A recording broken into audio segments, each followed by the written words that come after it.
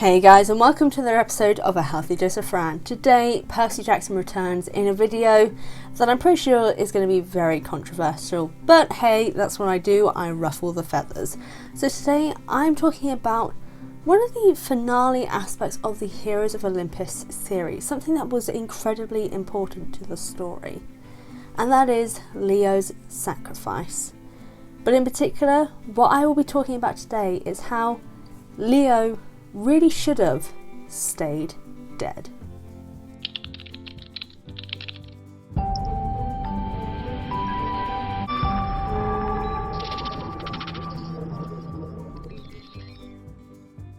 Okay, before everyone comes and attacks me, I do have a lot of justifiable reasons as to why, firstly, Leo should have died and stayed dead.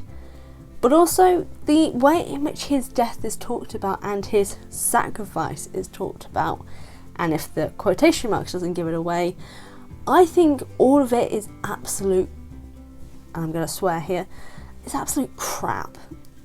Leo is an incredibly selfish person, and I will be doing a whole video about Leo as a character in future, because there's a lot to say about him as a character in general that a lot of people aren't going to agree with me, but it needs to be said. And this point, his fake death, is one of the biggest things that shows off his selfishness, because so many things that he did in the lead up to it, the decision that he makes and what he does after it, really shows that he is really not a nice person, considering that the seven are meant to be his friends. But I'll move on from that and get into the reasons why Leo should have died. The first one I think is one that probably a lot of people may agree with, considering this video as a whole, many people may not agree with in general, but the death cure is probably the stupidest thing in the entire series. Now I know it does occur in Greek mythology and it is something that does happen in the Greek stories here and there, but its existence didn't need to happen and be there in the series, because it removes all sense of urgency and fear for these characters, because we know there is literally a cure for death. And even worse, it makes the deaths in Percy Jackson and the few that we have in Heroes of Olympus, which, by the way, the fact that there was so little death in Heroes of Olympus annoys me, but that's for another time. The fact that there is a cure for death just kind of makes those deaths feel not unnecessary, but that there was another way for them to go. But anyway, the death cure is what most people in the writing world would call a MacGuffin. It is something that is just convenient for the story. It has no other relevance except for plot convenience, and that is the exact way in which it is used later on. Leo sacrifices himself to destroy Gaia, and then the death cure brings him back so he can go to Calypso. We kind of knew it was going to happen, and it happens the exact way that we think it does. It is plot convenience. It is pointless. It just ruins this idea of him sacrificing himself, because, and this is a thing that I continue to ramp on about with this series and with Avatar and basically just writing as a whole. If your actions do not have consequences, your story isn't going to mean anything. Leo has sacrificed himself. He has gone out of his way. He has made this elaborate plan to make sure that they win the war. But there is no consequence for his actions. He still lives, he still gets the girl, he still is able to come back, and everything is fine. How is that okay? Point 2.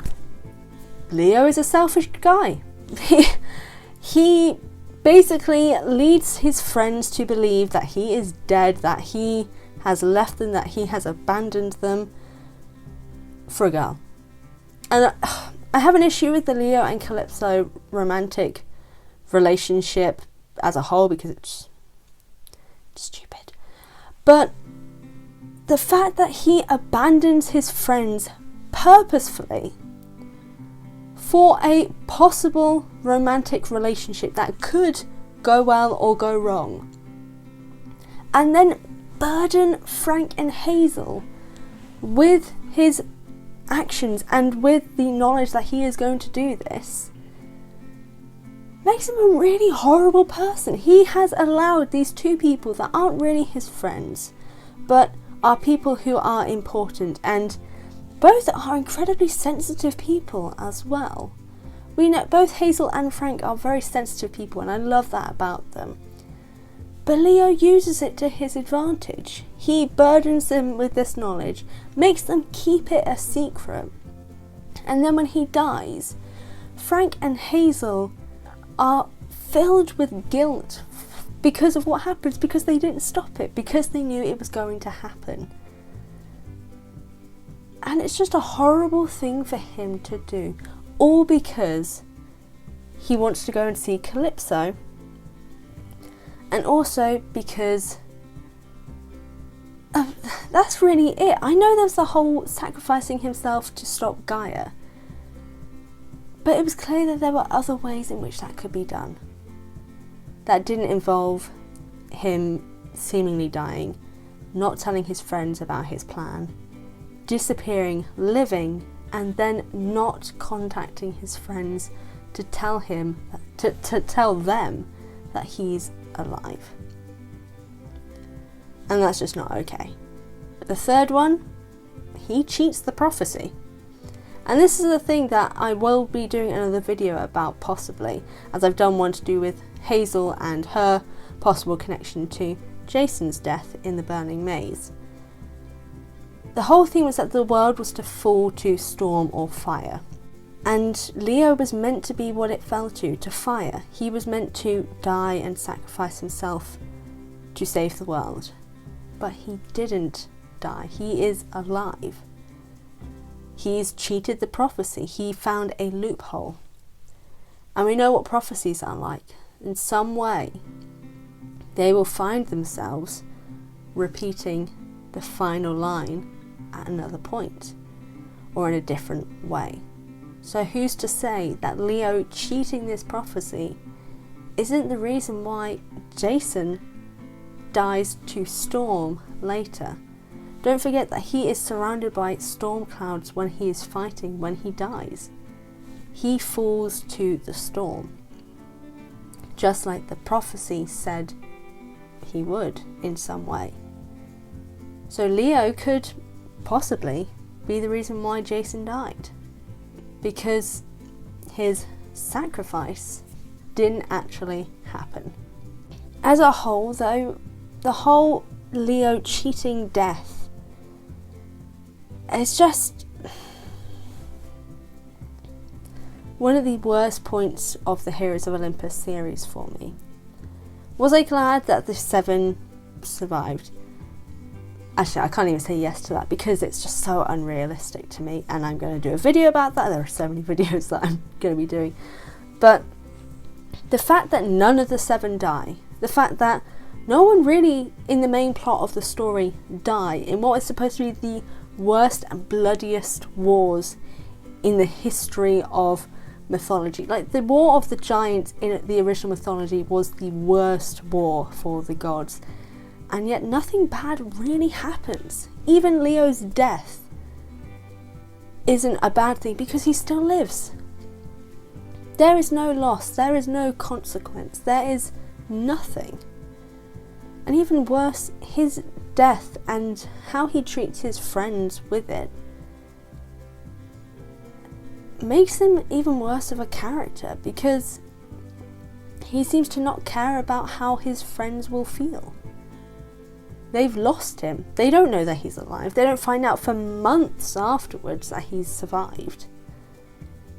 And it's just something that I think really let his character down.